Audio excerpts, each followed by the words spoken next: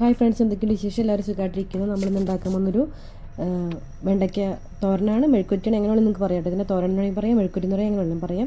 ഭയങ്കര ഈസി ആയിട്ട് ടേസ്റ്റുള്ള റെസിപ്പിയാണ്. വെണ്ടയ്ക്ക ഇങ്ങനെ ഒന്ന് ഉണ്ടാക്കി നോക്കും. ഇത് കഴിക്കാത്തൊരു വെണ്ടയ്ക്ക കഴിച്ചു നോക്കും. ഒരു പാൻ വയ്ക്കുക, വെളിച്ചെണ്ണ വയ്ക്കുക, ചൂടാകുമ്പോൾ കടുക് പൊട്ടിക്കുക.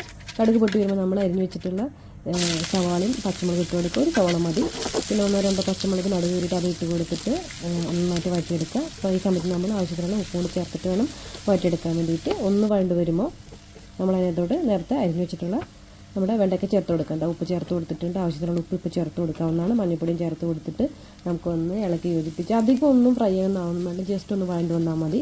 ഭയങ്കര ഈസി ആയിട്ടുള്ള ടേസ്റ്റ് ആയിട്ടുള്ള റെസിപ്പിയാണ്. അപ്പോൾ എല്ലാവരും ട്രൈ ചെയ്തൊക്കെ കറിവേപ്പില ഇട്ട് കൊടുത്തിട്ടുണ്ട്. നമ്മൾ നേരത്തെ അരിഞ്ഞ് വെച്ചിട്ടുള്ള വെണ്ടയ്ക്ക വട്ടത്തിലോ നീളത്തിലോ നിങ്ങൾക്ക് എങ്ങനെയാണ് വേണ്ടതെന്ന് വെച്ചാൽ ഇഷ്ടമുള്ള ഷേപ്പിലേക്ക് അരിഞ്ഞെടുക്കാം.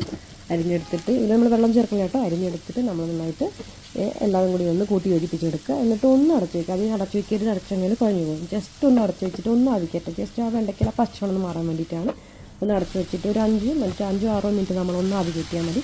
എന്നിട്ട് പിന്നെ അടപ്പ് മാറ്റി വെച്ചിട്ട് പിന്നെ തുറന്ന് വേണം വേവിക്കേണ്ടത്. പിന്നെ ചെറിയ തീര് വേണം വേവിക്കാൻ.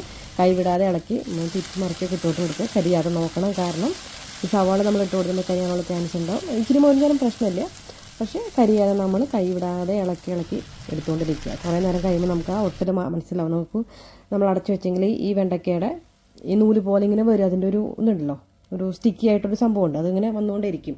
നമ്മൾ ചെറിയ തീയിൽ ഇങ്ങനെ വെച്ച് ഇളക്കിയെടുക്കുമ്പോൾ ആ സ്റ്റിക്കിനെസ് പോവും.